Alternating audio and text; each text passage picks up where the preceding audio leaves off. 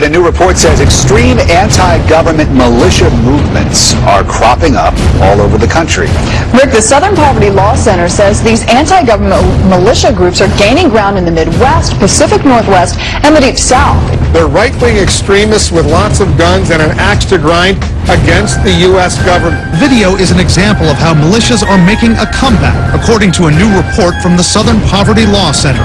A Homeland Security assessment in April said recent arrests indicate the emergence of small, well-armed extremist groups in some rural areas. Lone wolves and small terrorist cells embracing violent right-wing extremist ideology are the most dangerous domestic terrorism threat in the United States. A leader of the Michigan militia told us members of established militias like his, which do training on firearms and first aid, he described their ideology as pro-freedom and pro-constitution. The idea that not in 10 or 12 years have we seen this level of activity, and as he said, all it is lacking is a spark.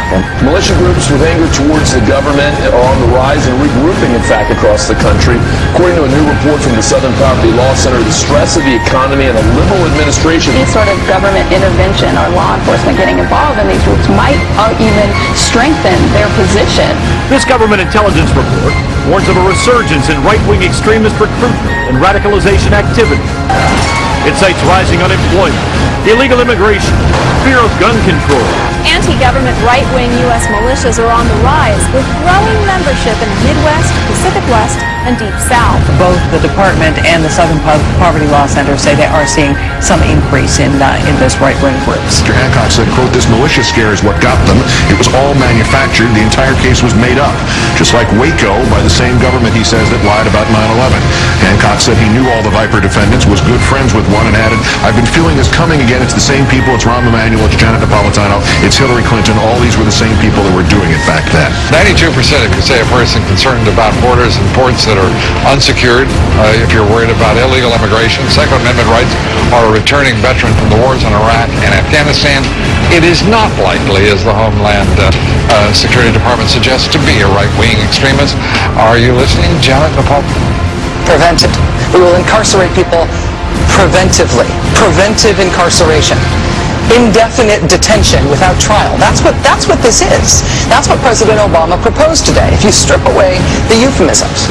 One civil liberties advocate told the New York Times today, quote, "We've known this was on the horizon for many years, but we were able to hold it off with George Bush."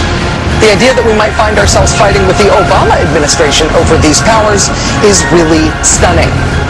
And it is stunning, particularly to hear President Obama claim the power to keep people in prison indefinitely with no charges against them, no conviction, no sentence, just imprisonment.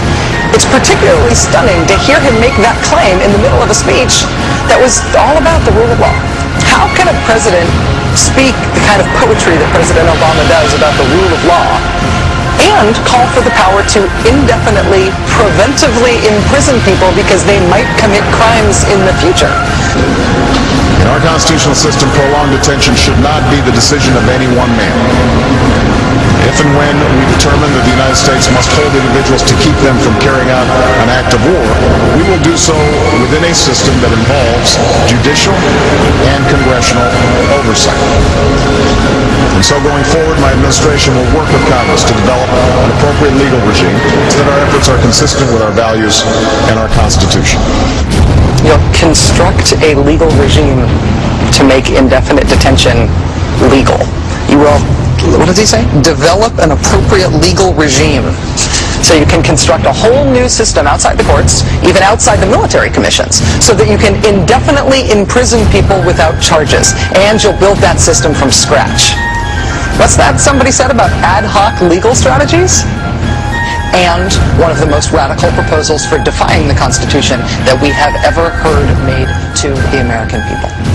To put it to you bluntly, some of the legislation that's coming out of Washington, some of the executive action that are taking place, ladies and gentlemen, these things started a revolution 200 years ago and got this country started. And the people are seeing this. The national news media and the actions of this government is some of the best recruitment we could have. We don't have to say much. All you have to do is talk to the average person out there to tell you, how do you feel about your government? And the people you look at here, we're the calm ones. We're the ones that calm people down. Now, I'm speaking here as a representative for my state and other groups that I know of. The animosity that I see out there between the citizens, all of them, and the government is frightening. What they did was, after listing all these abuses and government atrocities that you're going to hear here today, and they saw that they were going to no avail, they decided to see what they could do to become part of the solution. They looked into the law, and under Title 10 U.S.C. 311, saw a phenomenon known as the unorganized militia that consists of all people, even the people taking these pictures right here, everyone. And they began to form themselves in units for their own self-defense and their self-preservation. Now, the way we stand now, and it's good that we're getting these youth aired out, because 200 years ago, the British didn't get the hint until they saw dead redcoats out there. This nation is probably one of the most heavily armed forces on earth. And I have heard more and more people say, if one of these black-suited, armor-wearing, state-sponsored terrorists come kicking down my door, I'm going to blow somebody away. They don't call themselves militia. They don't even call themselves patriots. They call themselves American citizens who are getting tired of confiscatory tax rates, increasingly legislation, increasingly heavy regulations, which is they believe are leading them down a path to involuntary servitude. And one of the slogans that's been going around, especially in Ohio, is what I've been telling people, for those who think that this is just primarily an angry white male movement, is that if our ancestors would have been armed, they would not have been slaves.